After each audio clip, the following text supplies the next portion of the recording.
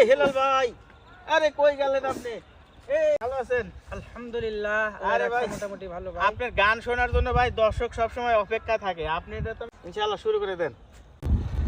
মন তোরে পারলাম না বুঝাইতে রে, তুই সেই আমার মন।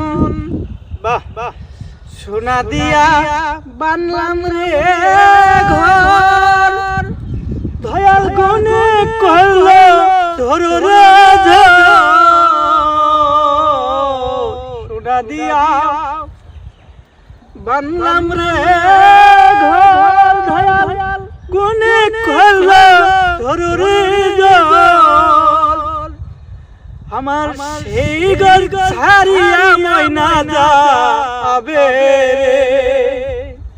একদিন সেই ঘর ছাড়িয়া ময়না যাবে রে, তুই সেই আমার মন।